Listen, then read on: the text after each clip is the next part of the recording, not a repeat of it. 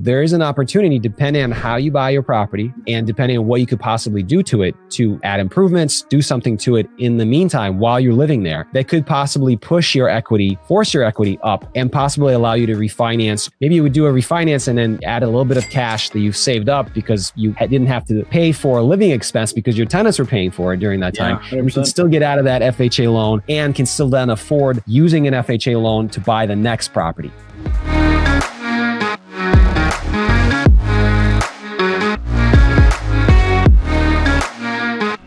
One thing that I kind of want to ask you about then, given that perspective and that advice, so what if someone wanted to do this several years in a row? Is it possible to build a small multifamily portfolio, not anything crazy, not 100 units, not 150 units or anything like that? What's the limit of this? Can they do this 3, 4, 5 years in a row? Or is there really an upward limit on it? Yeah, good question. And the answer is that they can. Most lenders will tell you that they can't. When you're hopscotching primaries, you're moving every year, as most people probably know. The limit for for owner-occupied properties, you have to live in the property for 12 months. After that, you can move out and use it as a rental. You don't have to refinance it. You just have to occupy it for 12 months. So the question becomes, can I do this every 12 months? Yes, with a couple caveats. Number one, you have to continue being able to qualify. So as you pick up more mortgages, it becomes harder and harder to qualify. Right. Now, there are rules of using the rental income that you're prospective to get now, that you're anticipating from a new tenant. There's some rules with how much of that you can use. There's a rule for how far you need to move away from the house. Ultimately, the biggest rule is, as you move from house to house, is there a substantial upgrade? This is the thing that nobody ever talks about. Yep. For instance, you have somebody who, let me use my California example. If anybody's listening from Los Angeles, you have somebody living in Malibu in a $2 million house. View of the ocean, it's awesome. View of the ocean would probably be $15 million in Malibu, but whatever, $2 million for our example. They want to go get pre-qualified to buy a $500,000 duplex in Bakersfield. It's like a 2.5 hour drive. You can't commute to work, but it's going to be my primary. I listen to Bigger Pockets and I'm going to house hack. No lender's going to buy it, right? You live in a beautiful $2 million mansion in Malibu. You're not going to go share walls with a tenant in Bakersfield. It's just not going to happen. Right. So flip that around now.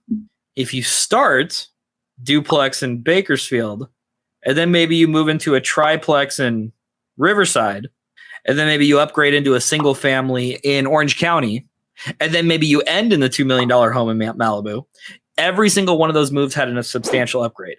What's a substantial upgrade? Yes, it's either square footage or typically purchase price. Or if you can make some real strong case that the backyard or the school district is like fantastic, maybe you'd have an argument there. But what they don't want to see is a decrease in asset type, meaning going from an ocean view multi-million-dollar house to a $500,000 duplex.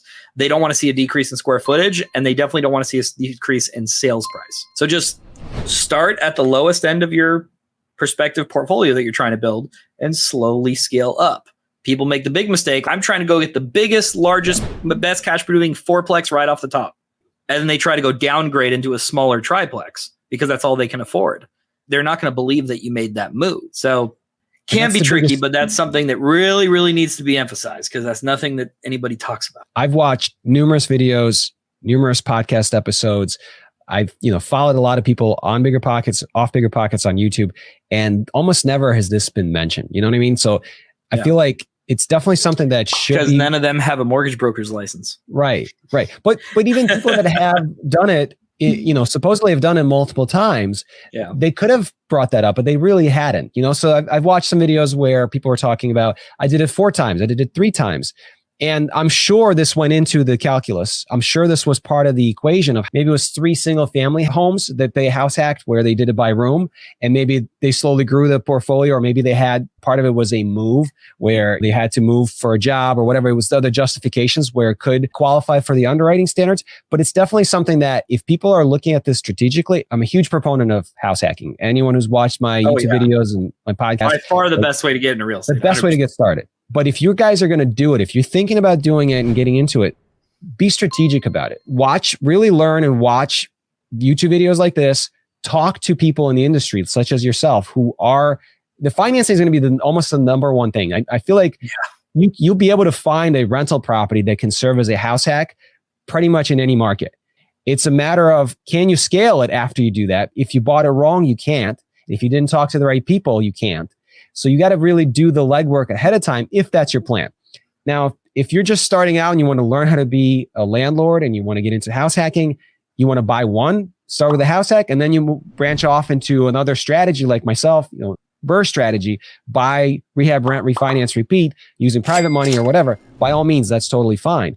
But if you're not trying to be a mogul, and if you're not trying to, maybe not even trying to quit your day job, maybe you want to keep your W-2, but have a nice little nest egg of a rental portfolio on the side that will grow your wealth over the next 20 to 30 years. And you're going to be a multimillionaire by the time it's all said and done. And it doesn't take a ton of your time to manage it, and you keep your day job because you love it. That's the way you want to do it. You don't want to willy-nilly buy the first rental property that your local agent wanted to sell to you, who doesn't own any rental properties themselves, and you talk to whoever, Bank of America, about how to finance it, and you didn't talk to someone like Christian.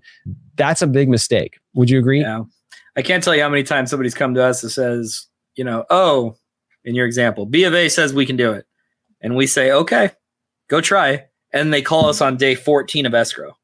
We couldn't do it. Can you save the deal? No, I told you we couldn't do it up front.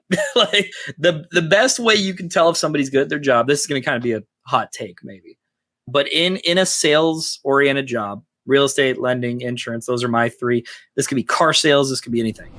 Is if somebody tells you you can't or shouldn't do something that leads to them making money, that's a level of honesty that is very hard for a salesperson to obtain. Because if a realtor is telling you that you're not ready to buy a house, and the realtor's next paycheck is dependent on you buying a house, that's probably really good advice if the person who's making money off of you tells you you're not ready yet, right? Or tells you this strategy is not accomplishable, or tells you don't do it this way, right? And their whole service is to provide that, right? Probably a sign of a good lender. The guys who can say, we'll do anything. We're the best at everything. And I tell people all the time, we're not going to be the best lender for every project. There's no problem. That's okay. Right. I'll be honest with you if you call me. But it's people say, yeah, you can buy one house a year and there's no obstacles. Please don't listen to them. There are obstacles. It is capable and possible to do with the right guidance. I hate to just keep using that as a cop-out, but that's when I'm hiring people, when I'm looking for people, when I'm advising people, everything is just like, get with the right people in the right room who you trust. Right. They'll advise you right. You'll succeed more. I promise. Agreed. So now, one question I'm sure will come up in some people's minds is, okay, so Christian is saying, try to use an FHA loan. If you can buy a larger multifamily, meaning number of units, and then go downwards from there, and obviously buy something that's smaller square footage and then go upwards from there with that. What about having multiple FHA loans? There's a restriction on that too, right? There is, yeah. You're supposed to refinance out of an FHA loan before you get a new one. There's a very small exception on if you get relocated for work, you can technically hold to it one time. I don't even want to say that though. The requirements of that are so few and far between that you rarely see it. But you are supposed to refinance that FHA into a conventional, which means you got to have the equity to do it, right?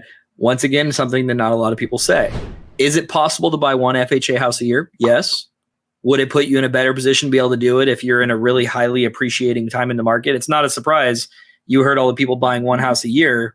I think it was really popular probably the last 3 years, 2019 to 2022, when record appreciation was happening. Everybody had 20% equity after 1 year. And probably also after the great financial crash, right? 2010 through 2015, when property values were also rebounding from 2008. It's not a secret that when the market does well, all of a sudden there's gurus everywhere, right? What you should pay attention to is the people who are talking even when the market sucks. Right. The people who are still advising, who are still operating a successful business, who are still buying property when the market sucks, when rates are high and prices are high. You don't hear a whole lot of gurus coming out and talking right now. You hear Pace Morby finding creative ways to sell or finance stuff, but who else really? It's bigger pockets like David and I, not to just say us, but it's the people who short-term strong markets, by strong markets, I mean record appreciation year after year, is going to make everybody look brilliant. Yep. You could buy the worst house on the block and you'll have 20% equity in a year. That's not good investing, right? You got real lucky. So I would add too, like you're saying, appreciation that maybe is happening organically, you get lucky. Yeah. That's great. Good for you, right? You got lucky. You can refinance it. That's awesome. We're not necessarily going to expect that currently with the current economic conditions. Like you said, this was the case in several markets across the country over the last couple of years. May not necessarily be the case going forward for the foreseeable future. With that said, there is an opportunity, depending on how you buy your property and depending on what you could possibly do to it, to maybe add improvements, do something to it in the meantime while you're living there, that could possibly force your equity up and possibly allow you to refinance, or maybe you would do a refinance and then add a little bit of cash that you've saved up because you didn't have to pay for a living expense because your tenants were paying for it during that time. You can still get out of that FHA loan and can still then afford using an FHA loan to buy the next property. So I think there's still ways to do it. You may have to get a little bit more creative and really strong combining BRRRR and house hacking, like you just said. Exactly. That's what I'm saying. Start combining these strategies 100%. So again, that takes a little bit more strategic planning. You probably are going to want to be dealing with people who have done this before in your market, or at least know the right people and know the strategy, but it's definitely possible and you can still do it, and you can still do it for a fairly low upfront investment.